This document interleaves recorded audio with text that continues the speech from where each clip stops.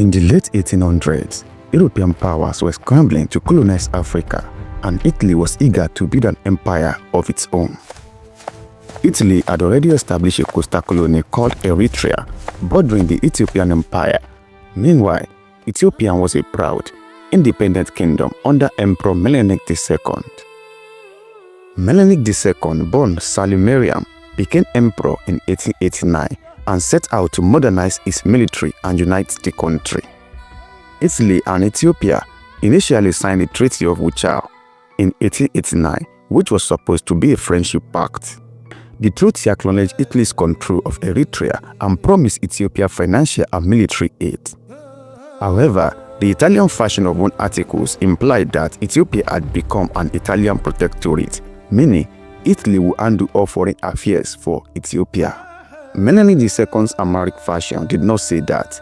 It only said he could use Italy's help in foreign relations if he wished. This difference in wordings was not noticed at first. When Menelik discovered the trick, he was furious. Empress Taytu Betul, Menelik's wife, was equally outraged. Taytu Betul was a strong and intelligent leader in her own right. She advised her husband not to give in to the Europeans' deceit. In 1890, Menelik rejected the first clause, and by 1893, he completely repudiated and cancelled the old treaty. He made it clear that Ethiopia would never accept being anyone's protectorate. At this point, both sides started preparing for a confrontation. Menelik began rallying Ethiopia's provincial rulers to raise a vast army to defend their homeland. Italy's Prime Minister Francesco Cripsi and General Oreste Baratieri, the Italian governor of Eritrea, decided to use force to make Ethiopia submit to Italy's colonial claims. War broke out in 1895, leading to the First Italo-Ethiopian War. Italian troops from Eritrea invaded northern Ethiopia, and at first, they won some small battles against local Ethiopian forces. Italy had modern rifles, artillery, and a desire for quick victory. However, Emperor Menelik II responded by calling all Ethiopians to arms in defense of their country. From every region of Ethiopia, from Shua, Menelik's own region, to Tigray in the north, thousands of warriors answered the call. By early 1896, Menelik II had assembled a massive force, often estimated at 70,000 to 100,000 fighters, vastly outnumbering the Italian army in the field. This united Ethiopian army included not only men with spears and swords, but tens of thousands armed with modern rifles. Many of these weapons had been acquired through trade with European powers such as France, Russia, and among others. So Ethiopian soldiers were well armed. Empress Taytu Betul accompanied Menelik and even commanded her own contingent of troops from the northern region of Semien. She was a source of strength and counsel to the emperor throughout the campaign. As Menelik's army marched north, Italy forces under General Oreste Baratieri fortified position in Tigray province. At Ambalaj in December 1895, Ethiopia's advanced forces led by Ras Makone, one of Menelik's top generals and also his cousin, and other chiefs defeated a small Italian detachment. The Italians fell back. In January 1896, Ethiopian forces surrounded the Italian fortress at Mekelle. Empress Taytu played a key role in this siege, reportedly suggesting that the Ethiopians cut off the fort's water supply. The Italian garrison at Mekelle, thirsty and starved, surrendered, and Menelik chivalrously allowed the Italian soldiers to live peacefully after handing over their weapons. These early Ethiopian victories boosted morale and convinced Menelik that a decisive showdown was coming. By late February 1896, the two main armies faced each other near the town of Adwa in northern Ethiopia. Empress Menelik II camped with his huge army in the hills near Adwa, while General Baratieri's Italian army camped a few miles away. The Italian army comprised 4 brigades, totaling around 14,000 to 17,000 soldiers, about half Italian troops and half local Eritrean askari troops under Italian command. They had around 50 artillery guns and modern rifles, but they were low on supplies and many soldiers were recently conscripted and inexperienced. The Ethiopian camp was much larger, but it too faced supply problems. Menelik's huge force was living off the land and local food was running thin. Menelik knew he couldn't keep such a large army fed for long. He even considered withdrawing to avoid starvation. At the same time, General Baratieri was under great pressure from Italy's leader to attack immediately rather than retreat. On February 28, 1896, the Italian Prime Minister Crispi sent a telegram effectively ordering Baratieri to fight or be replaced. Baratieri held a council with his Brigadier General Matteo Abaton, Giuseppe Arimondi, Vittorio da Bomeda, and Giuseppe Elena on the night of February 29th. Baratieri hesitated, noting their dire supply situation, but his subordinates urged an attack, arguing that retreat would be dishonorable. Finally, Baratieri agreed to a risky plan. They would launch a surprise attack on Menelik's camps at dawn. The stage was set for the Battle of Adwa.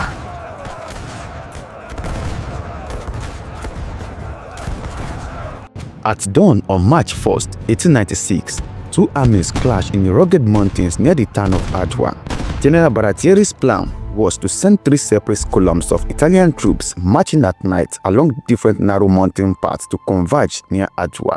The aim was to surprise Emperor Menelik forces from multiple sides. The Italian brigades moved out after midnight in the dark. Brigadier General Matteo Abaton led the left column, consisting mainly of Eritrean Askari infantry. General Giuseppe Arimondi led the center column and General Vittorio da Bomeda led the right column. A fourth group under General Elena stayed back as reserve. The terrain was extremely difficult, steep hills, ravines, and no clear roads. In the darkness, the Italian columns became separated and lost their coordinated timing. Their maps were poor, and at one point, Abaton's guide misidentified a hilltop. As a result, when dawn broke, the Italian forces were strung out across the miles of mountains and not in position yet. Worse for the Italians, Emperor Menelik II had been alerted to their movements. Menelik's scouts, including local peasants and spies dispatched by his general Ras Alula, spotted the Italians advance during the midnight. Menelik, who had been planning to break camp that very day, instead quickly rallied his army for battle. Emperor Menelik II organized his warriors in a strong defensive position on the high ground. He had the natural advantage of the landscape. Menelik placed forces on the hills overlooking the valley the Italian had to pass through. Negos king Taytu of Gojam commanded the Ethiopian right wing with his troop. Ras Mengesha Ioannis, the ruler of Tigray, commanded the left wing.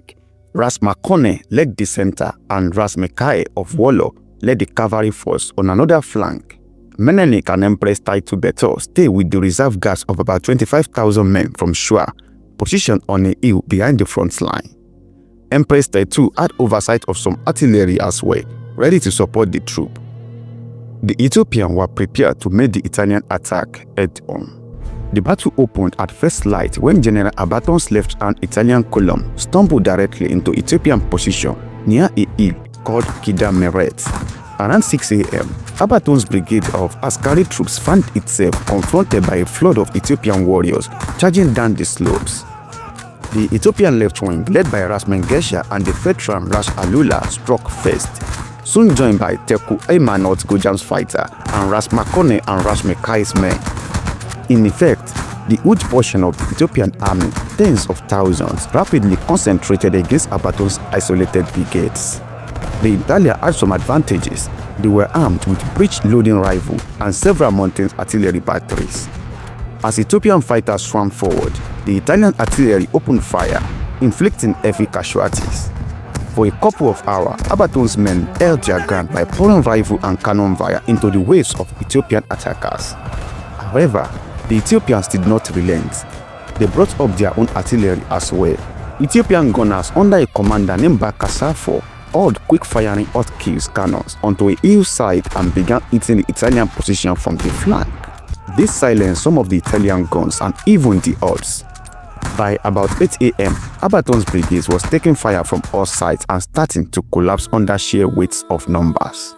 General Abaton himself was captured by Ethiopian fighters during this fierce engagement. With their commander gone and losses mounting, the surviving Italian Askari soldiers of the left column began to break.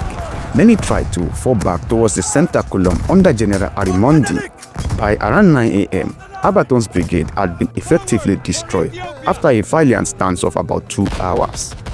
The Ethiopians' victory on that part of the field was clear, but the battle was far from over. It had only shifted towards the center. Now, General Arimondi's column in the center became the focus. Arimondi's Italian brigade had taken up a defensive position on a ridge. They were soon assaulted by a swarm of Ethiopian warriors from multiple directions. The armies of Ara, led by Ras Makone, Tigray, Ras Mengesha, Wollo, Ras Mekai, Gonda and Lasta, led by Ras Wele and Wangshom Gwangu, all converged on the Italian center. The Italians fought desperately, and for several hours they managed to hold back waves after waves of Ethiopian attack with disciplined rifle volley and artillery. Ethiopians' casualties were high as they bravely charged up rocky slopes into Italian fire. Emperor Menelik II watched the struggle and waited. By late morning, seeing that his frontline troops were tiring, Menelik decided to commit his last reserve. He unleashed the Imperial Guards of Shua, some 25,000 fresh fighters who had been held back. This massive reserve charge, led by Menelik's elite troop, finally overwhelmed Arimondi's brigade around midday. The Italian center was broken and overrun. General Arimondi was killed in action, along with almost all his officers. Many Italian soldiers threw down their weapons and fled as the Ethiopians burst through their lines, cheering victory. On the Italian right, General Dabomeda's column had initially been out of contact with the others due to the rugged terrain. Dabomeda had the booming guns and tried to march his men towards the scene of battle to support his comrades. But by the time Dabomeda's brigade approached, Alberton's and Arimondi forces had already been crushed. Suddenly, Dabomeda's flank itself came under attack from victorious Ethiopian units who wheeled around to encircle him. Realizing he was in danger of being surrounded, Dabomeda ordered a retreat in the early afternoon, hoping to escape back towards the Italian camp. In their haste, however, Dabomeda's men marched down into a valley, not knowing that Ethiopian cavalry was lying in wait. Ras Mikhail Oromo cavalry, which had been held back on the northern side, now charged and smashed into Dabomeda's troops from the rear. Ethiopian horsemen armed with spears and swords cut the Italian formation into pieces. General Dabomeda's brigade was effectively annihilated by around 3 p.m. Dabomeda himself was killed in this fighting. Local villagers later recalled that an Italian officer with spectacle like Dabomeda died bravely in the valley. By mid-afternoon, the Battle of Adwa was over. In roughly 6 hours of combat, Emperor Menelik II forces had achieved a sweeping victory. The Italian army was in full retreat, streaming away in chaos. General Baratieri, who had remained near the rear, could do nothing but flee with the survivor. Ethiopian cavalry chased the Italians for miles, and nearby villagers joined in attacking the scattered Italian stragglers. The road back to Eritrea was littered with Italians' dead and discarded weapons. The scale of the Italian defeat was enormous. About 6,000 Italians and Askari soldiers were killed on the battlefield. Thousands more were wounded or captured. In fact, roughly 70% of the entire Italian expeditionary forces was killed, wounded or taken prisoner by the end of the battle. By contrast, Ethiopian casualties, while higher in absolute number, perhaps around 5,000 killed and 8,000 wounded, were a smaller fraction of their total army. Many Ethiopian fighters had died heroically, but Menelik still had tens of thousands of fresh troops alive. His army remained a powerful force. The victory was decisive. Menelik II and Taytu Betul stood triumphant at Adwa. The Ethiopian captured huge spoils of war, thousands of modern rifles, all the Italian artillery pieces, and tons of supplies abandoned by the enemy. Among the prisoners was General Alberton and many Italian officers. Emperor Menelik shows mercy to the defeated in the aftermath. Most Italian prisoners of war were treated humanly. Menelik did punish some Eritrean Askari prisoners who he considered traitors. Sadly, about 800 of them had their right hands and left feet amputated, a harsh traditional punishment in that era. Overall, Menelik did not seek revenge beyond the battlefield. Empress Taytu, sharing in the victory, was hailed by the Ethiopian troops for her leadership and courage during the war. The Battle of Adwa was a complete Ethiopian victory, one that will echo around the world for centuries. The news of the Ethiopians' triumph at Adwa stunned Europe. No African army had ever inflicted such a defeat on a European colonial power in the age of imperialism. Italy, in particular, was shocked and humiliated. When report of the disaster reached Rome, riots and protests broke out in the streets. Italian Prime Minister Francesco Scripsi was forced to resign within days on March 9, 1896. The Italian publicly mourned the thousands of soldiers lost and raged at the government for what they called a colossal blunder. Italy had thought Ethiopia would be an easy conquest, but instead, Italian families were holding funeral masses for their fallen sons. Emperor Menelik II, however, did not exploit his victory to destroy the Italian completely. He had achieved his main goal, preserving Ethiopia's independence rather than chasing the fleeing Italian troops into Eritrea, which could have turned the war into a prolonged guerrilla conflict. Menelik chose to make peace. He knew his own army was exhausted and short of supplies after weeks in the field. He was also aware that the rainy season was coming, which would make travel and logistics difficult. So Menelik opened negotiations with the Italian government. The result was the Treaty of Addis Ababa, signed in October 1896. By this treaty, Italy formally recognized Ethiopia as a fully independent sovereign nation, ending any claim of a protectorate. The earlier Treaty of Ucha was nullified once and for all. Italy also agreed to withdraw to the borders of Eritrea, which remained an Italian colony, but a much smaller one than Italy had envisioned. In short, Menelik got what he wanted, Ethiopia's freedom, without needing to continue the war. The victory at Adwa had immediate and long-term effects. In Ethiopia, it was a moment of immense pride and unity. Menelik II's prestige soared. He had proven himself as a wise and powerful leader, not only uniting various Ethiopian regions but also defending them from foreign conquests. Ethiopia remained the only African country, aside from Liberia, to resist European colonization during the late 19th century scramble for Africa. Emperor Menelik II used the ensuing peace to consolidate his rule and modernize his kingdom further. He secured Ethiopia's border through treaties with Italy, France, and Britain in the coming years. The Ethiopian army had also gained thousands of modern weapons from the battlefield, which will strengthen the empire's security. Menelik and Empress Taytu returned in triumph to Addis Ababa, where they were celebrated as national heroes. To this day, Ethiopians commemorate the victory of Adwa every year as a national holiday known as Adwa Victory Day, every March 2nd, honoring the bravery of those who fought for their country's freedom. Across Africa and the black diaspora, Adwa's impact was electric. The defeat of a European colonial army by an African kingdom shattered the myths of African inferiority that colonizers had perpetuated. Ethiopia's victory became a beacon of hope for other people under colonial rule. African nationalists and later independence leaders looked to Adwa as an inspiration, seeing that colonial power were not invincible. In the early 20th century, as anti-colonial movements grew, Ethiopia's success at Adwa was frequently cited as proof that Africans could unite and win against imperialism. The victory also resonated with African Americans and black people worldwide, who took pride in Ethiopia's achievement at a time when racial oppression was pervasive. Ethiopia, often referred to by their biblical name, Abyssinia, became a symbol of resistance and dignity. Pan-Africanists like Marcus Garvey later praised Ethiopia and used its triumph to counter racist narratives. For Italy, Adwa was a bitter lesson. It exposed poor planning and underestimation of African opponents. The loss humiliated the Italian army and led to soul-searching in Italy. In fact, some historians note that the desire to avenge the Adwa defeat lingered in the Italian psyche. Decades later, in 1935, Italian dictator Benito Mussolini would indeed launch a second invasion of Ethiopia, known as the Second Italo-Ethiopian War, using far more advanced weapons such as tanks, airplanes, and even chemical gas. That campaign succeeded temporarily in 1936, resulting in a short-lived Italian occupation of Ethiopia. But even then, Ethiopia's resistance and allied forces in the Second World War eventually expelled the Italians by 1941.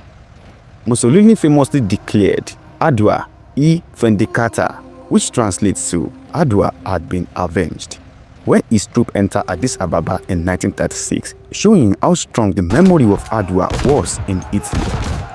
However, The Italians' revenge was short-lived and Ethiopian independence was restored, allowing the legacy of Adwa to endure untarnished. The Battle of Adwa was a turning point in African history. It was the climax of a clash of imperial ambition, Italy's drive to colonize versus Ethiopia's determination to remain free. Empress Menelik II and Empress Taytu Betul emerged as legendary figures who led their people to victory against the odds. General Oreste Baratieri and his Italian army learned that a determined and united African forces could not be easily broken. Adwa secured Ethiopian sovereignty at the dawn of the 20th century. The story of the battle, with its dramatic build-up, the courageous tactics of the Ethiopians and the resounding outcome, lives on as an inspiring narrative of resistance. The victory at Adwa not only shaped Ethiopia's future, but also fired the imagination of colonized peoples everywhere. It shows the world that African history is not only one of colonization, but also of triumph and self-determination. If you are amazed by how Ethiopians turned Italy at Adwa, just wait till you hear what the Zulu pulled off in the south. These fearless warriors did not just build an empire under Shaka Zulu, they also handed the mighty British army one of its worst defeats at the Battle of Isandiwana.